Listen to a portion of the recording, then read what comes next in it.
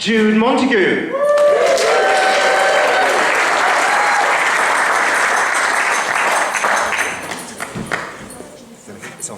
Hello, hi, I'm here from Montague Armstrong. The Armstrong in Montague Armstrong is here seated on the front row.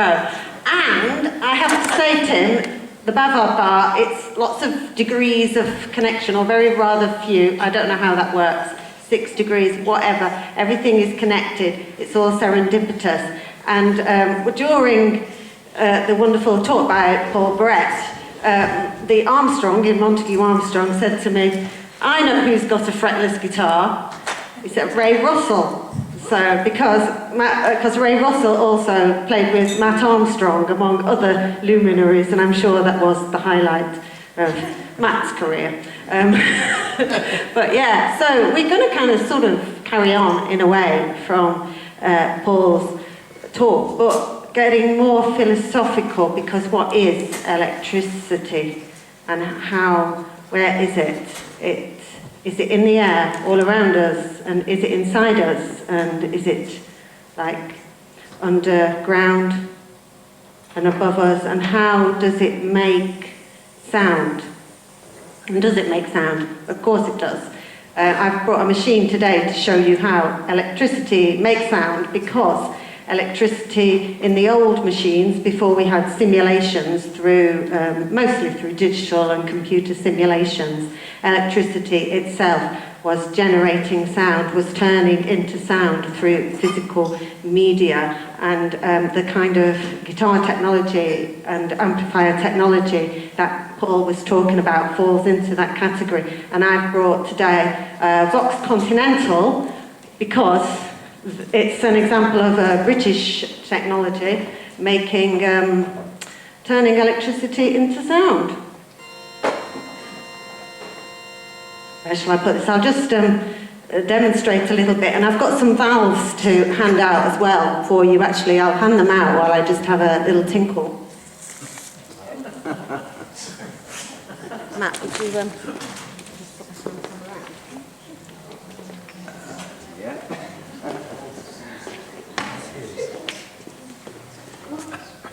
Safety, modern shoelaces.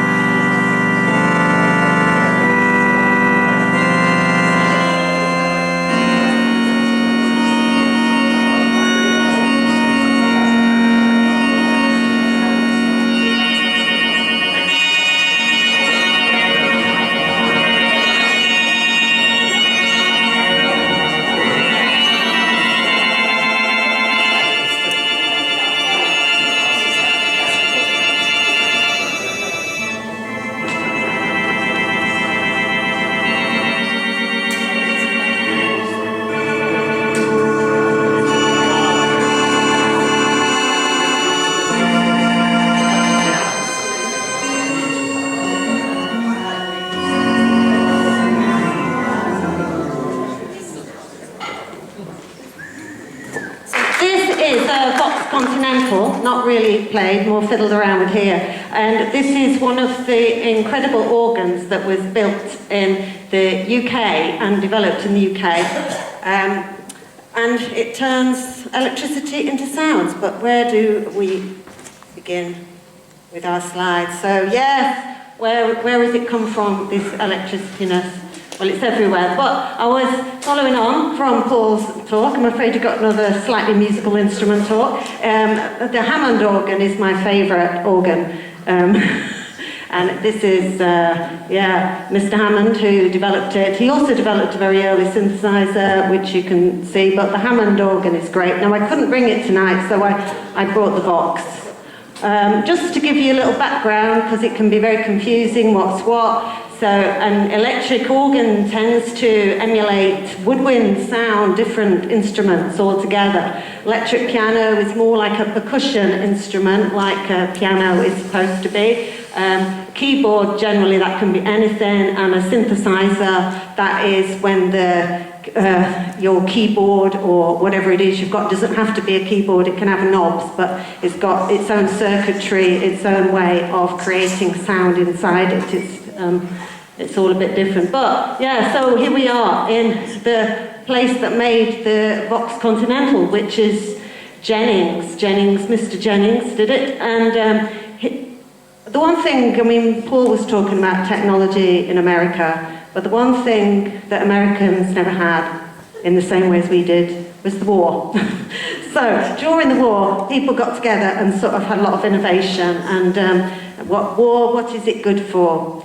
So it's good for basically developing music technology. So Mr. Jennings, he played the accordion, and Mr. Mick Denny, he played the guitar. And they got together, and this guy Jennings, of course, is the guy who's mostly behind the organ. And a lot of organs actually came from accordion technology. Not only was it a very popular instrument, but you can see it's pretty similar, isn't it, really?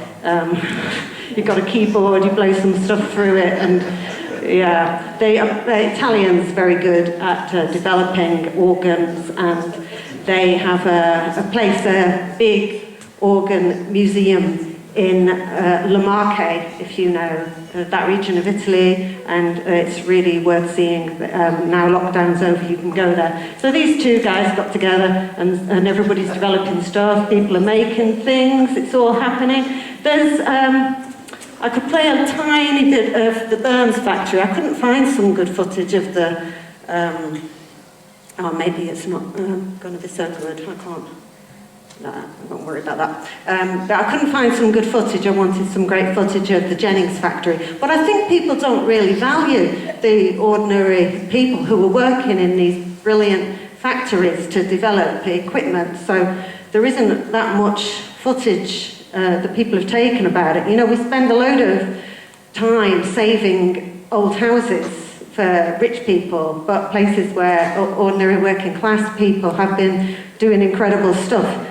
Sometimes, you know, it just ends and it just gets chucked in the rubbish skip if it wasn't for like brilliant enthusiasts like Paul Brett and people like him.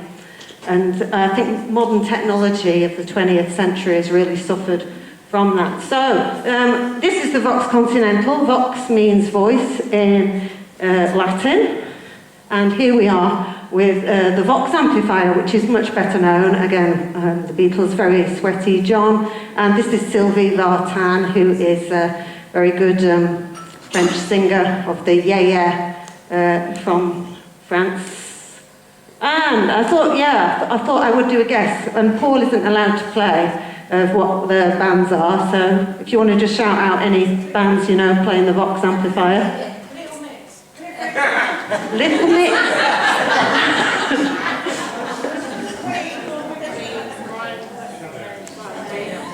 Jude Vincent. Oh, I didn't get my thing on it.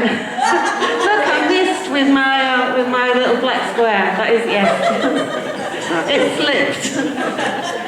Yeah, I never realised that Gene Vincent, until I saw him, that Ian Dury is like totally based his look on Gene Vincent. It's unbelievable, isn't it? What a tune. Okay, so the Vox Continental was used, but a bit, any ideas who these might be?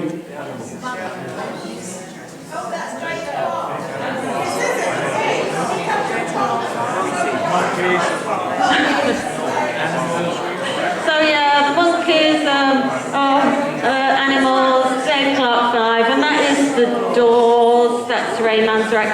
And this is my friend Steve Cox, who used to play the Vox Continental really well, but when I tried to find him online, I discovered he was the marketing person for JC Airport. But he is a really good Vox Continental player. I wonder if I can play this. I just wanted to play a bit of Vox in action, but maybe it won't happen. Never mind. Oops, I've gone on. So, never mind, we have the real thing here, so it doesn't matter. So I'm going to move on to the magic of technology here.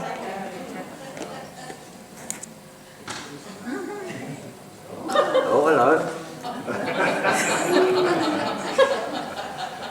So as we know, signals pass by in the air from the electricity, and they pass they get picked up by things that pick them up, antennae, the civilized, by my very attractive, or maybe not so attractive, it's very important, technological hat, and it gets turned into sound like this.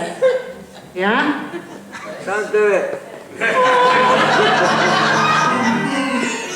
It's magic, isn't it, basically? Look, all the stuff that's inside it, all this stuff can get broken really easily. So a lot of things inside these machines don't work. And it also makes them really heavy and really difficult to carry about. So I have to thank Matt Armstrong for doing most of the carrying about. But it is not without the sacrifice from me, because he tends to do things like say, get the hold of the other end, and you get round that corner. There was a lot of that on the way here. But here it is. Here it is. And here's a schematic for anybody who wants to build one. You can see it's not difficult. Because, look, it's all the same. That bit is the same as that bit. It's what we call unit in unit technology. So it's not difficult. Here is the Hammond tone wheel, which is amazing. It reminds me, like, because I'm from the north, I used to, we were always told about the spinning mills and all the little children that got hurt when they went underneath to stretch out the threads. And I thought, when I saw inside my Hammond organ and this Hammond tone wheel, I thought, oh, it's like a spinning, I've seen this in the spinning factory, so I'm northern, so I must have an affinity with this machine. And I think, I felt it, you know, like I feel it. And look, it's got threads on, like solenoids, because electricity is made by wrapping wire that's conductive and then spinning it about, and then it turns into electricity. And it is electricity before, so it doesn't really turn into electricity. But it's all about amplifications. And this is where I ask those of you to look at your valves, because valves is like, that's how you can hear stuff through electric things. Because Paul's fretless guitar, you wouldn't hear it very much unless it was plugged in. And it was plugged into an amplifier. That's what does it.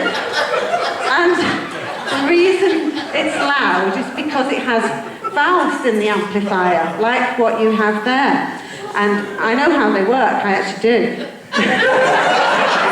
They're not just somebody wears this. They have a filament, which is the negative cathode, and it sends electrons to the plate, which is the anode, and you can see that inside the valve. And then if you want it to be an amplifying valve, it has a thing called a grid in the middle bit, right?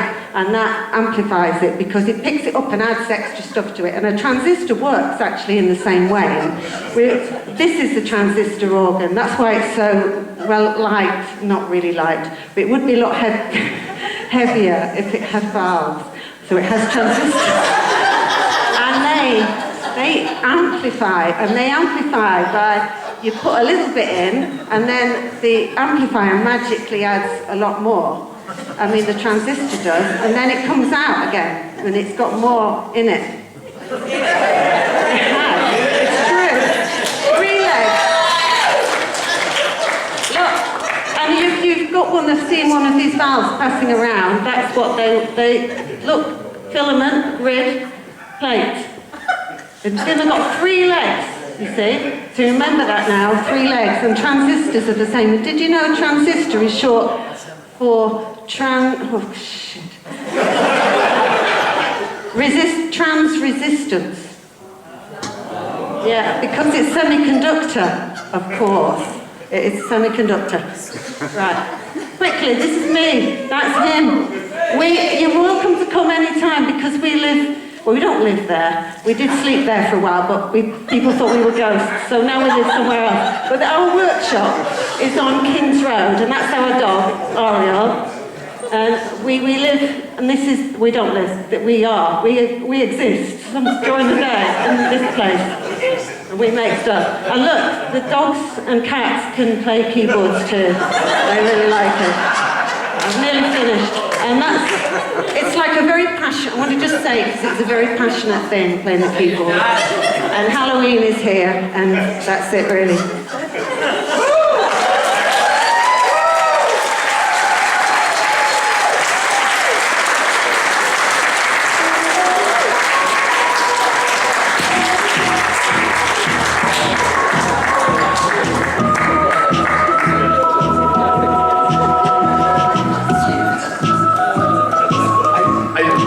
Yes, no, come back, and take some questions. That's fine. Jude Montague, ladies and gentlemen. Shall we stop? We'll stop with it. That's it.